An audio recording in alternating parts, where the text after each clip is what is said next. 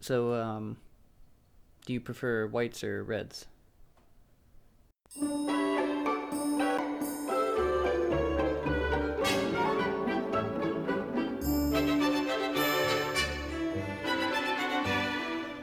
Greetings, fellow champagne lovers. It is I, your host, Owen Thayer, back again for what is now our third annual video champagne tasting with Bay Leaf. I can't believe it has already been 3 years since this project started completely as an act of desperation in the face of the COVID-19 pandemic, trying to salvage our champagne tasting.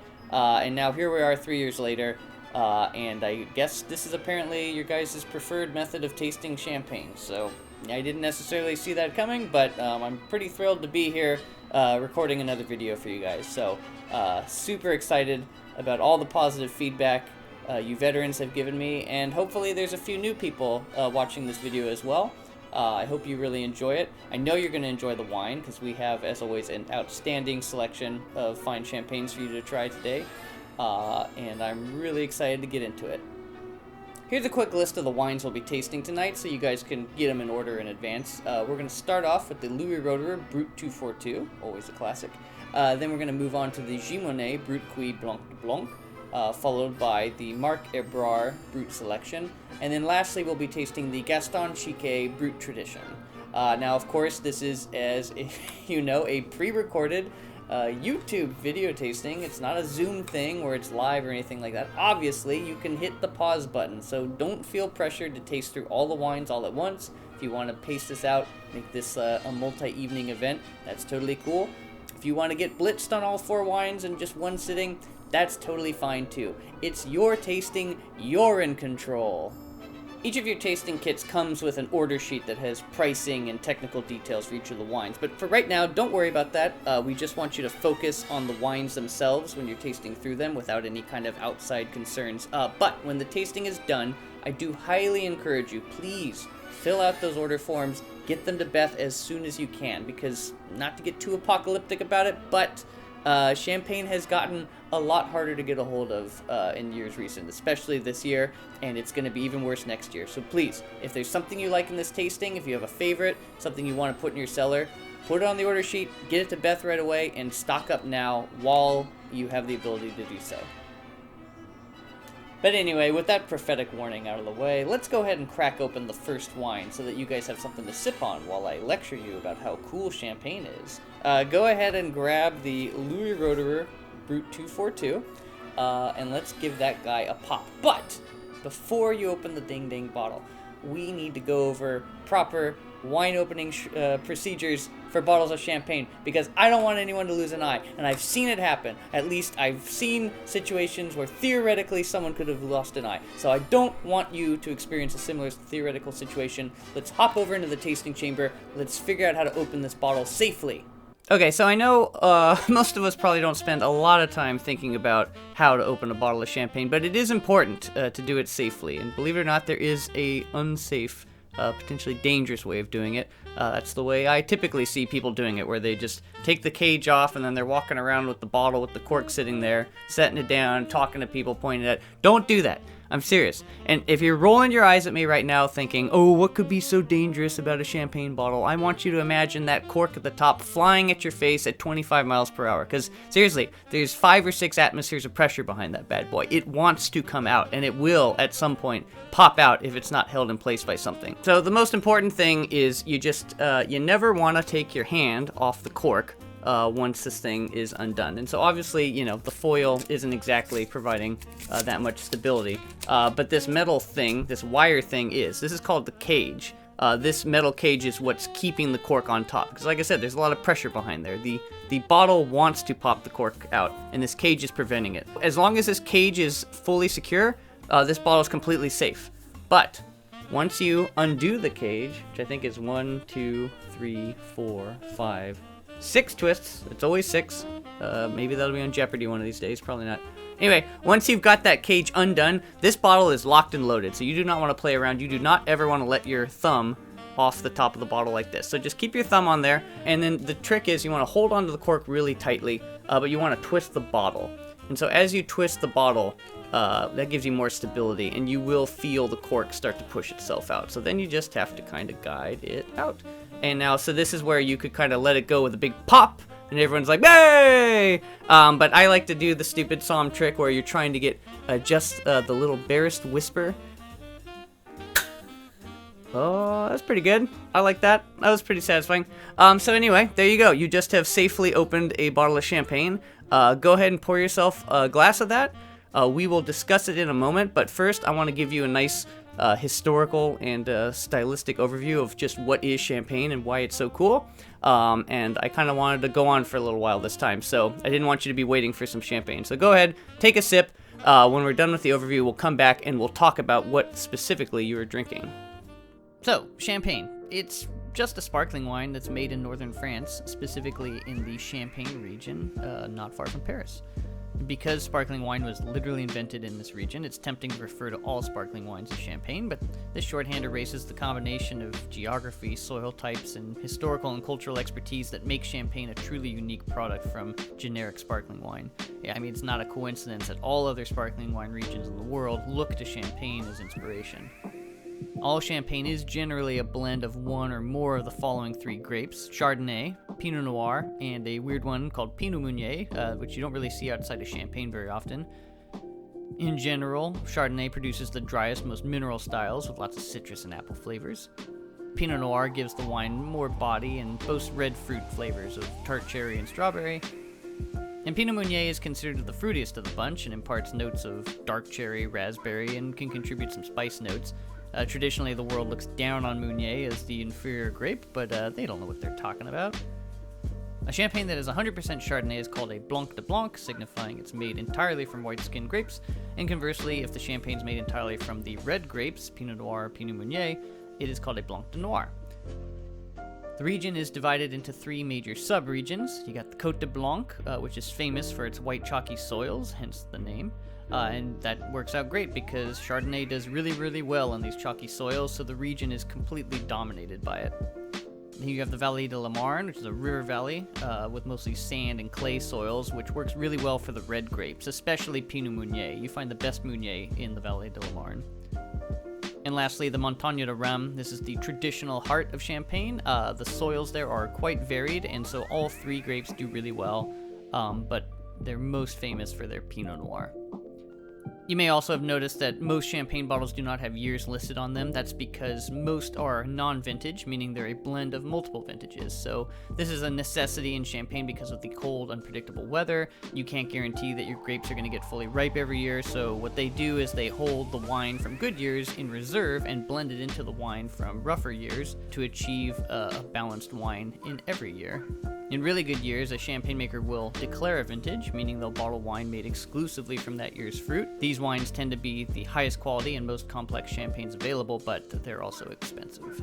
So of course, Champagne being a place in Europe, that means it has a lot of history. And of course that history starts with who else? The Romans, who in the 5th century planted the first vines in the region. The wines that were made in Champagne originally were a still kind of pale pink wine, and they viewed themselves as competitors of Burgundy, but of course because of the northern climate, they couldn't quite achieve the same level of ripeness as Burgundy, and more importantly, because of that northern cold climate, the wines would actually stop fermenting in the middle of winter. They would think they were done, they'd bottle them, and then of course when things warmed up in the spring, that fermentation would just kick right back on in the bottle, and you'd get frothy wine and exploding bottles, which was a huge problem, and actually the Champenois were quite horrified when their wines turned sparkling. They considered it to be a major fault, and actually the famous monk Dom Perignon, whose name is attached to one of the most famous champagnes in the world today, would be quite horrified to discover that was his legacy, because he spent his entire life trying to stop the wine from getting bubbly. So sorry for that, Dom. Continue rolling in your grave. Champagne's not getting still anytime soon. Of course, in spite of what the Champenois thought, the nobility, and especially the British, really liked the bubbly wine. And so in the 1700s, that became the de facto popular form of the wine. And of course, that created a market, which means the Champenois started trying to make the wine fizzy on purpose. And this was touch and go for a little while until the famous widow Veuve Clicquot was able to refine the champagne method and make it scalable and profitable, which allowed many, many more champagne houses to open in the early parts of the 18th century. And so things hummed along quite nicely until this little thing called the 20th century came along and wrecked everything. Starting with the 1890s, when you had the great phylloxera epidemic, which almost wiped wine off the map, followed swiftly by the grower riots in the 1910s. And then the Russian market collapsed due to this little thing called the Bolshevik Revolution, which tanked one of their major export markets, followed swiftly by the American market adopting Prohibition, which tanked that market as well. And then, just to add a little insult to injury, you had not one, but two world wars that turned the vineyards of Champagne into literal battlefields. So not a great time. However, post-war, they recovered well, and since 1950, sales of champagne have quadrupled, and it is now a cultural touchstone and a sign of luxury and just something generally we really like to drink, which is, of course, why we're here talking about it today. Okay, now that you know all about what makes champagne so ding-dang special, let's go back to that bottle we opened earlier, the Louis Roederer Brut Collection. Louis Roederer truly is just one of the all-time classics, really kind of a benchmark champagne producer. One of the last great houses still to be run by the original descendants, and these guys go back to 1777, so that's pretty amazing pedigree there. Most of the big houses that have that kind of history have already been sold off to multinational corporations. They're really not family run at all, but Louis Roederer is. They're on like 8th generation or something like that. In addition to that, unlike most large houses, they actually own most of their vineyards. About 80% of the fruit that goes into this bottle is from vineyards that they own and tend themselves, and those vineyards are in a steady conversion to biodynamic farming. They've invested heavily in sustainable agriculture over the last several decades. So Louis Roederer is actually the largest biodynamic farmer in Champagne. So that really speaks to something. You know, they're not just trying to make a mass product. They really take it seriously. Quality is a huge concern for them, and that's why this collection series is a complete reformulation of their entry level. Some of you may remember Brut Premier from the past, and they felt like Brut Premier was getting a little too squishy. You know, temperatures are rising in Champagne, you're getting warmer vintages, you're getting plusher fruit, so they reformulated the whole thing, decided to scale it back, selected from cooler sites to get that bright, crisp vibrancy that Champagne is known for. This is made from a blend of 42% Chardonnay, 36% Pinot Noir, and the remainder Pinot Meunier. So it's a good cross-section of the three grapes, but definitely more dominant in the Montagne de Rhum style Chardonnay Pinot Noir blend. It spends 3 years on the lees and has a dosage of 8 grams per liter, so right in the middle of Brut, kind of on the low side. But that's enough gabbing. Let's give it a taste. Alright, so here we go. Ooh, my first taste of bubbles. 1 down, 4 to go. Yeah, so right from the get-go, you get a nice mix of... There's like a mineral richness to it. It's not a super like heavy, like creamy like richness, not at all. It definitely smells like it's going to be a pretty dry one, but there's a nice pineapple, yellow apple kind of thing going on there. Yeah, and then on the palate you get that really vibrant, crisp, like laser-focused style, which is really sort of Louis Roederer's hallmark, and that's part of why they reformulated the entry-level wine, because Brut Premier was so different from their top-tier wines. This is much more in line with that. You get richness, but it's not toasty, brioche, or anything like that. It doesn't have like a vanilla cream thing. It's really primarily about that citrus and that tart green apple married with that kind of minerally texture. And yeah, so this to me is just a truly classic style of champagne. I suppose it probably it leans more on that kind of like drier side, of course. So this is really more for the people that like the really prickly, like slightly austere styles. You know, your Krug drinkers, your Veuve Clicquot drinkers probably want something a little bit softer than this. But certainly if you're pairing this with any food, this is a really versatile champagne, especially stuff with like seafood, shellfish, you know, chicken. Anything with some cream in it, Like, I would think where cheese, this would probably be a great brie cheese, something that's like salty and kind of creamy to kind of match up with that acidity and that laser focus would work really well with this. All right, well, now that we've discussed what we've been tasting, and I threw a bunch of technical details at you, let's actually go over the step-by-step process of making champagne, the méthode champenoise, or the traditional method. This is what all high-quality sparkling wines will be using this method. It was invented in Champagne, and it's part of the reason why champagne is so dang good and so incredibly difficult to make. So let's take a look. Okay, so what is the champagne method? Well, it is a multi-step process to produce high-quality sparkling wine that's used pretty much all around the world. Anywhere that's really trying to make high-quality, top-notch sparkling wine, they're all using the champagne method, which was, of course, invented in Champagne, France. So the first step is you harvest your grapes like any other wine, and you actually make a still wine from it, something they call the vin clair, that creates the base of the final sparkling wine. So the champagne maker gathers their vin clair, and this is where they do the blending process to get the final blend for the wine. So this is where they're blending the different grapes together, blending the different vineyard sites together, and even select different vintages they're going to blend in, or whether they're going to stick with a single vintage. And this would also be when the winemaker decides whether they're using stainless steel or oak barrels, how much malolactic fermentation they're going to do, which is going to help soften the acidity. All of these decisions are made at the initial blending stage before the secondary fermentation is started. So once the blend is finalized, they bottle it, add a little sugar and yeast, cap it off with a little crown cap, and then they stick that bad boy in a cellar somewhere and leave it there literally for years. The longer the better. And while that bottle sits in that cellar, the yeast gets to fermenting, converting all of that added sugar into additional alcohol, and this process also generates, of course, carbon dioxide, which means the wine is naturally sparkling. They are not adding carbon dioxide after the fact. This is something that's done during the actual fermentation process. And in addition, doing it this way allows the CO2 to more finely dissolve in the solution, so you get really, really silky bubbles using the champagne method, which you can't really get just by injecting CO2 into a big tank. In addition to the quality of the bubbles, the wine spends a long time on the yeast itself, which is referred to as the lees and forms a sediment in the wine, which also imparts additional flavors and richness and texture to the wine. Of course, we don't want cloudy champagne at the end of the stage unless we're thinking about drinking extremely expensive pet nats, so they got to get that yeast out of there. And so they came up with this ingenious method called riddling, where they gradually turn the bottles upside down, which causes the yeast all to collect in the neck of the wine. They then dip the neck in a freezing brine, which freezes the yeast. Then they just pop the top. The pressure of the sparkling wine forces this plug of yeast and ice out of the bottle.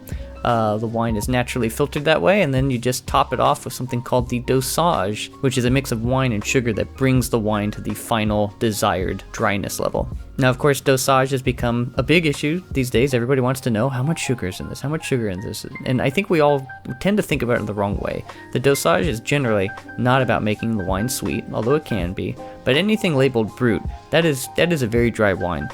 The amount of sugar that's being added in there is so minimal, it really has nothing to do about making it sweet. It's all about bringing the wine into balance, taking the edge off of that acidity a little bit. Think about it like if you're making a tomato sauce and you add a little sprinkle of sugar. You're not trying to make a sweet tomato sauce, you're just trying to take the edge off of those tomatoes a little bit. And the same thing with sparkling wine. Now, of course, back in the day, all champagne was very sweet. They're talking about 50 plus grams per liter, and gradually over time, daring individuals decided, I'm going to make a slightly drier sparkling wine. So that's where you get demi-sec and sec and extra dry. This is why extra dry is actually sweeter than brut, because at the time, extra dry was quite dry. But then some crazy person decided, I'm going to barely put any sugar in this all. And they said, you brute, this is violent, this wine, it's so dry. And then what do you know? Nowadays, brut is the de facto dryness level. Everybody likes their champagne very dry. And of course, with the warmer vintages they've been having, it's a little easier to get away with that. The grapes get a little bit riper now than they did 100 years ago, so you don't really need as much sugar. Brut champagne receives a dosage in the range of 6 to 12 grams of sugar per liter, so like I said, really that's not very much. But of course, if you want it really dry, you do have the extra brut category, which is 0 to 6 grams per liter. And even within extra brut, you've got brut nature, which is 0 to 3 grams per liter, the absolute driest of the dry. And if you're worried about your calories, I looked it up, and the difference between a glass of brut and brut nature is only about 5 calories. So the impact on your diet should be pretty minimal. But anyway, those are the steps. After you've gone through all these stages, you stick a proper cork in there, you put the cage on there, you get the foil, you put the label on, you make the bottle look nice, you put it in a box, you ship it out to the store, and you buy it, and then you sit at home with a video, and you watch it, and you drink it, and it's good. Yay for champagne. Okay, so now that you know all about how champagne is made, and hopefully have a good appreciation of just how crazy and difficult the whole process is, let's move on to the next champagne. That would be the Pierre Gimounet Brut Cuit. And so this is what you call a grower champagne. Compared to what we had previously, the Louis Roederer, which is made by a large house, the grower is the opposite end of the spectrum. Originally, that's all they were. They were growers, they were farmers. They were the ones who grew the grapes, who sold their fruit off to the big houses. But periodically through time, some of these growers decided, hey, you know what? My fruit's really good. I want to make champagne myself. And so they're basically small, independent producers that make their own champagne from their own grapes. And of course, because there's not a whole lot of vineyard land around in Champagne, those vineyards tend to be very small. So their production is pretty light. I mean, you're talking about tens of thousands of bottles rather than tens of millions of bottles. Pierre Gimounet was established by the current owner's grandfather, Didier, which is kind of a cool name, in 1935. So kind of wacky timing, right before World War II. But their family has been growing champagne grapes in Champagne since 1750. So you just have an incredible amount of history and experience in this. And so this producer is located in the Côte de Blanc. And so that's down in the south with that chalky soil, and that's the absolute capital for Chardonnay within the Champagne region, and that's what this is. This is 100% Chardonnay, which you can also refer to as a Blanc de Blanc. It's entirely made from grapes grown in Premier Cru vineyards, specifically the little village of Cuit, which is actually the coldest site in Côte de Blanc. So you tend to get really, really dry, really, really crisp wines from this region. And that's one of the reasons why I like this wine, because it is very, very dry and very, very crisp and minerally, and really good oyster wine. And because of that, this wine does go through full malolactic fermentation, which is pretty typical for Champagne. If you don't do that, the wines can be a bit hyper austere. So they're using that malolactic fermentation to balance out the really, really acidic quality of the grapes, to bring that wine into balance. It spends 30 months on the lees and has a dosage of 5.5 grams per liter, so we're kind of into the extra brut scale, but just barely, just by half a gram. Anyway, let's stop gabbing and let's start tasting. Find the little tab. This one is pretty easy to find. They always put the little tab, and then I always have trouble finding it. Sometimes I feel like a real fool, because I'll be hunting around, I'll just be like spinning the bottle, looking for it. It's like trying to find the edge of a piece of tape. Sometimes it's easy, sometimes it's not. Alright, I don't know. Should I do quiet or loud? I'm feeling kind of lazy, but I'll try to go quiet.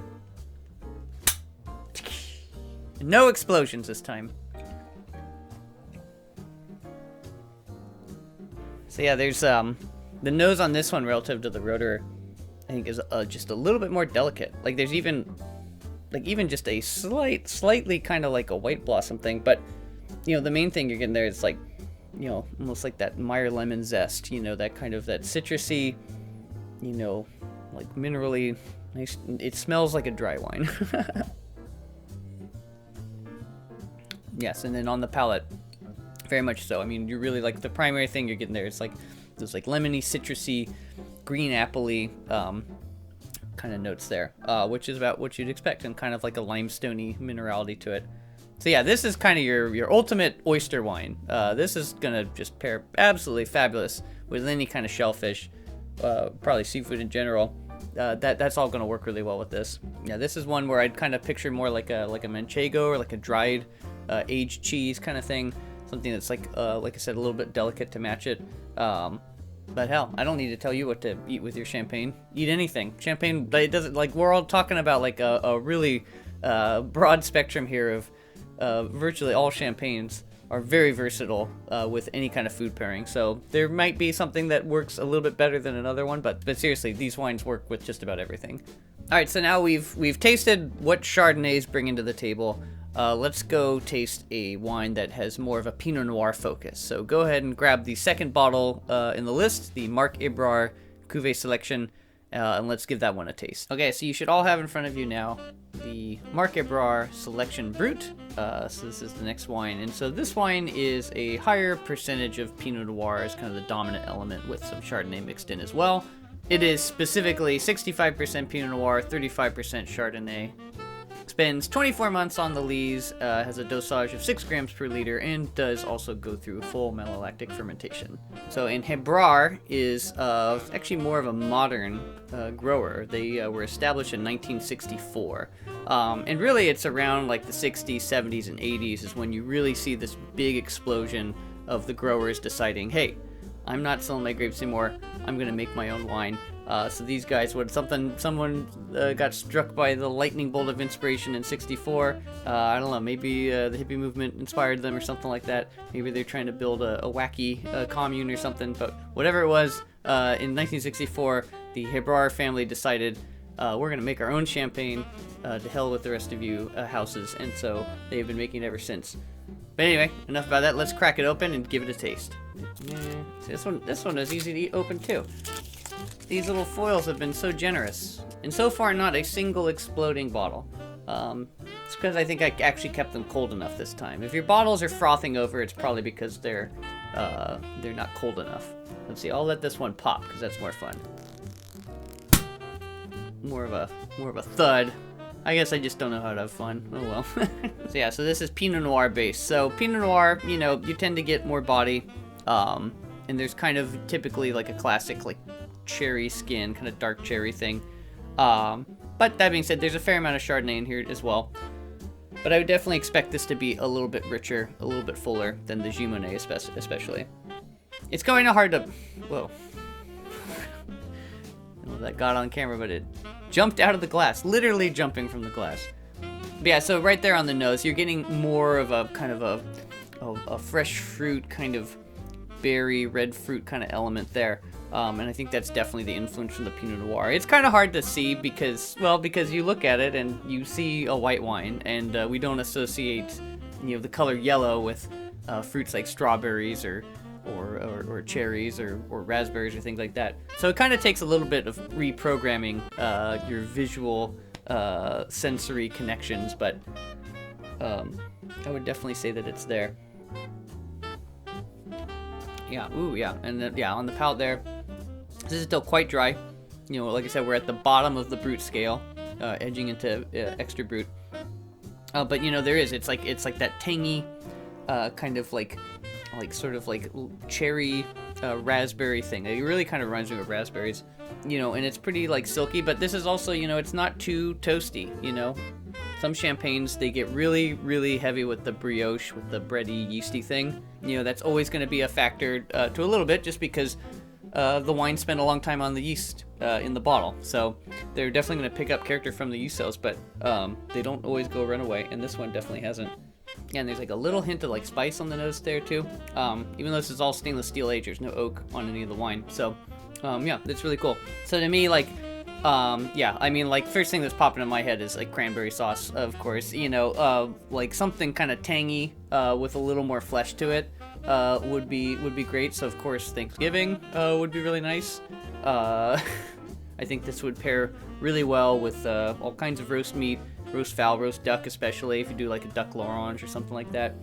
And this has given me more kind of like aged cheddar vibes as far as like a cheese, especially if you like paired that up with like some kind of like, like a tangy fruit spread or something like that. Well, I guess enough about Pinot Noir. Let's take a look at the influence of the wicked stepchild Pinot, the one that's locked in the basement and nobody likes to talk about. That's my good friend Pinot Meunier. Let's pull out the fourth wine, the Gaston Chiquet Brut Tradition, and let's see what Meunier's got going for it. Alright, so up next you should have the Gaston Chiquet Brut Tradition, and this wine has a predominance of Pinot Meunier in it, 40% Pinot Meunier to be specific, 35% Chardonnay and 25% Pinot Noir. And incredibly, this one is aged a whopping 48 months in the bottle, just for their basic non-vintage release, and that's a Gaston Chiquet thing. They just like to leave their wine in the bottles for a really long time, which is crazy because the wines aren't terribly expensive in spite of that. Just one of those cool little things. They're located down in the Vallée de la Marne, which is the Pinot Meunier capital. The soils there. It's one of the more fertile regions within Champagne, which Pinot Meunier does really well in those places. Pinot Meunier historically really has not been taken all that seriously. It's definitely the lesser of the grapes in terms of stature. Chardonnay and Pinot Noir tend to be the big boys, and then Meunier is just kind of added in as like something to kind of pump up the wines a little bit. However, in recent decades, I feel like Meunier is finally starting to get the spotlight it deserves. When handled correctly, it is a lovely, complex grape that tends to add kind of nice, like, wild raspberry and spice notes. And it's frankly my favorite. Personally, I love Meunier heavy wines made by a producer that really knows what to do with Meunier. So that's what I kind of look for. And Gaston Chiquet, this has always just been kind of one of my go-to all-purpose, like, I know everyone's going to be happy if I bring this bottle, so oftentimes finds its way to my Thanksgiving table, or into people's wedding gift tables, because I just think it's great. This is another wine that's just 6 grams per liter dosage, so like I said, everything is just pushing right towards the bottom of Brut. The trend is definitely moving towards lower dosage, because I feel like 10 years ago this would have probably been like 8 grams, something like that. And it does go through full malolactic fermentation. But anyway, let's take a taste. I'm gonna live dangerously because my cork openings have been super bland this entire time. So we're gonna let this one rip. Hopefully it doesn't like take out a light or something. Woo! Alright. Happy New Year! So yeah, there is that kind of like that slightly darker fruit. I mean, you're still kind of in that dark cherry, like wild raspberry kind of tone there, but there's just this little bit of like, they kind of describe it as like being foxy. Like, I guess foxy sounds cooler than just saying grapey, but there is kind of like, Pinot Meunier has kind of a grapey characteristic. It doesn't sound cool on a tasting sheet, but you know, it's accurate. Yeah, so I would definitely say that this is probably the fruitiest of the bunch. It's still quite dry, but that fruit characteristic of the wine kind of makes it perceptually less dry, even if it's technically just as dry as the other wines. But that's what kind of makes this wine a nice, friendly introduction for champagne drinkers. You know, if they're not super accustomed to the really, really crisp, vibrant, like melt your face off dry styles, Gaston Chiquet is there to like catch them with a nice little bouquet of fruity goodness, but it still has a lot of complexity too. So it's not like you're sacrificing anything for the sake of the wimps out there. The wimps can enjoy it, and the champagne aficionados can enjoy it too. This one's definitely making me think of kind of like, you know, like a roast, like pork loin or something like that. Roast veggies, like things like that. Cheese-wise, I'm kind of thinking like maybe like a crumbly cheese, like maybe even a blue cheese. I think this has enough fruit on it that like something that's really savory like that, this would wrap around that quite nicely.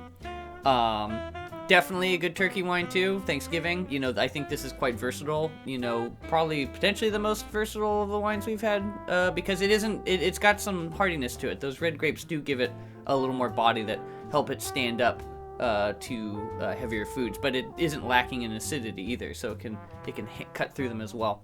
So yeah, really versatile wine, really fun. One of my favorites year in, year out. And every year, like, always slightly different with all these wines, and especially with the grower wines. You get a lot more variation between release with the growers than you do with the big houses, which are really trying to make everything taste more or less the same every year, which is kind of the fun of the growers, because you find ones that you really, really like, but there's always a slight, you know, excitement in being like, okay, I wonder what it's going to be like this year. Yes. Well, thank you. Cheers. Congratulations, you've just drank 4 bottles of champagne. But seriously, thank you so much to everyone who took part in this video tasting. I really enjoy making these videos, but it's especially rewarding when I get feedback that filters back through Beth. You guys talking about how much you enjoy the videos, how cool it is, how educational and whatnot it is. All of that stuff really, really means a lot to me. And it's kind of what makes it worth doing this in the first place. But, you know, warm feelings and all that stuff aside, I told you I would get a little more hysterical about just how incredibly rare champagne has gotten, but I'm gonna get hysterical right now. I am not joking. Fill out your order sheets, please. I'm telling you. Usually, when we do these tastings, we bring in a few cases of each wine to cover, your guys' orders, and then usually there's a bunch of spare wine left over at the warehouse. So if people order extra and we have a big successful tasting, then we just draw from that. But this year, there is no extra. There's nothing left. All we have are the cases we brought in for this tasting. I'm not joking. We've got like a fraction of what we usually are able to import. It's crazy. And what's even worse is it's going to be even worse next year, and probably the following year. It's a simple dynamic of increased demand, more people want it, and then conversely, they've had a number of rough years in a row, especially 2020 and 2021, where basically they barely made any champagne at all. So the yields are way down. The quality is up, but the amount of champagne available is just awful, and it's getting worse. And so I highly encourage you, think about the wines you really liked and order some. Get some stuff in your cellar, because if you want champagne and you want to be able to drink it throughout the year, this is your chance to lock some down. Get it in your cellar. We know it ages well. It's not going to go bad after a year. It's just going to get better. Get it now while you can. I'm serious. Dead serious. It's a really big deal. Get the champagne. Not enough doom and gloom. Thank you so much, everyone, for tuning in this year. Really great to see you all again. And I hope you have a great holiday season and a happy new year.